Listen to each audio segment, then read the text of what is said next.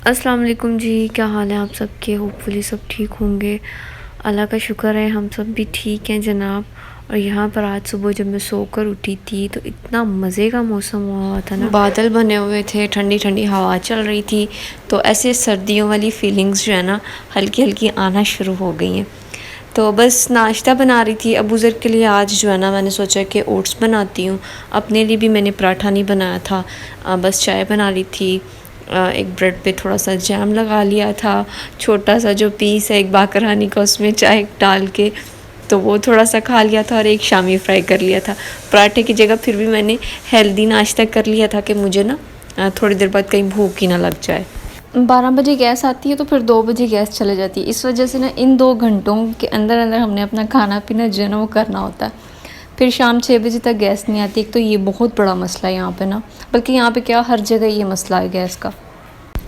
2 दिन से मैंने बिल्कुल कोई काम नहीं किया हुआ था और इतना मेसी हो रहा था ना घर। तो अभी मैंने बस नाश्ता करना था और उसके बाद मैंने ना क्लीनिंग करनी थी।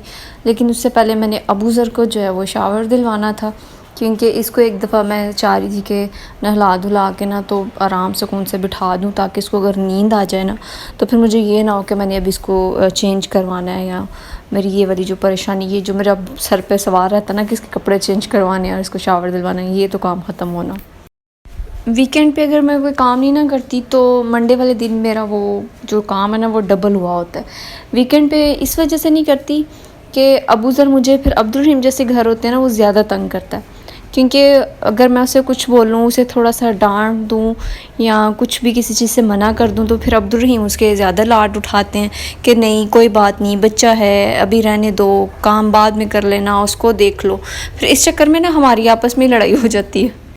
इसलिए फिर मैं कहती हूँ कि लड़ने से बेहतर है ना बंदा कोई ऐसा काम ही ना करे जिससे लड़ाई हो या हमारी आपस में कोई बहस हो।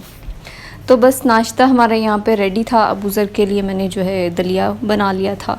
अच्छा, ये मीठा बहुत कम पसंद करता है, इसलिए इसका जो दलिया है ना वो भी मैं नमकीन ही बनाती हूँ। और यहाँ पर देखें कमरे की हालत, टीवी लाउंज की हालत, मतलब कि सारी चीज़ें जो है ना वो बेतरतीब हुई हुई हैं।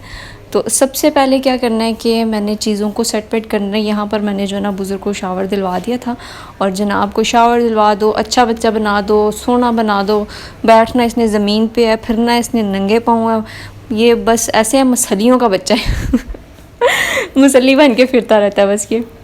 सबसे पहले जनाब बेड शीट सेट कर लेंगे, क्योंकि जब आप बेड सेट कर लेते हैं ना अपना, तो आधा कमरा आपका जो है ना वो क्लीन लगने लग जाता है। तो बाकी ये जो नीचे इसने कागज़ और रैपर्स घिराए हुए थे वो मैं उठा के एक शॉपर में इकट्ठे कर रही थी।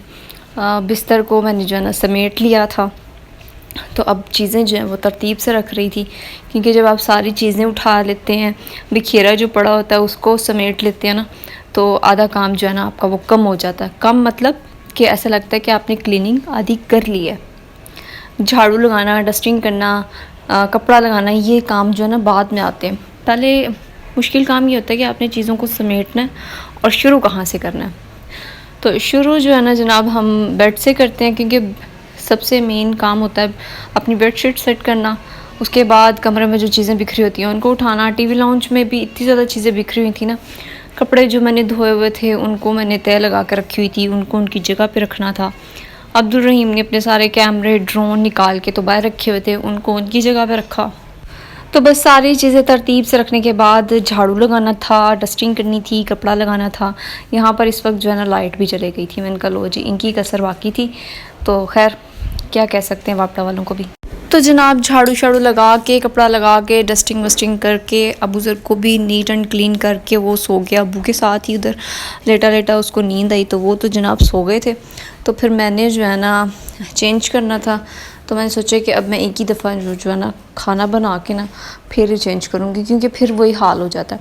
आप चेंज करके यहाँ से हट के किचन में जाते हैं, वही पसीना आता है, फिर ऐसा लगता है कि आप बस गंदे मंदे ही फिर रहे हैं। तो घर हमारा माशाल्लाह देखें नीट हो गया, सारी चीज़ें सेट वेट हो गई हैं। तो बस शाम को जैसे ही गैस आई थी, मैंने यहाँ पे बनानी थी दाल और चावल। तो बस दाल साफ़ कर रही थी, दाल बना ली थी और साथ में चावल बॉईल कर लिए थे। ये था जी हमारा मंडे। जितना हम रेस्ट करते हैं ना संडे को, उससे डबल काम हम मंडे को कर लेते हैं।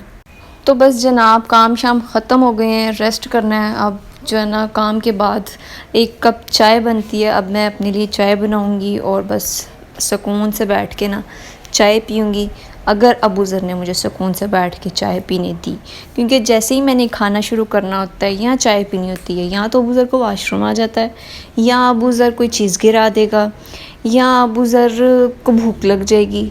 कुछ ना कुछ अबू ज़र ने करना होता है मेरे साथ ना, कि अम्मा मेरी सुकून से बैठ के ना खा सके ना पी सके। ये हर बच्चे का मसला है। अच्छा, जब शादी नहीं हुई थी ना, तो मुझे सब कहते थे खा लो, जितना सुकून से खाना है, जितना सोना है सो लो।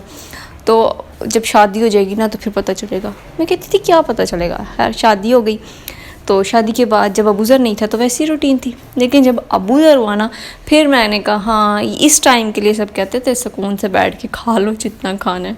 खैर माशाल्लाह, अल्लाह ताला सबके बच्चों को सलामत रखे और इनको अल्लाह ताला अपने हिफ्ज़ व अमान में रखे बस, क्योंकि इनसे घर में रौनक होती है।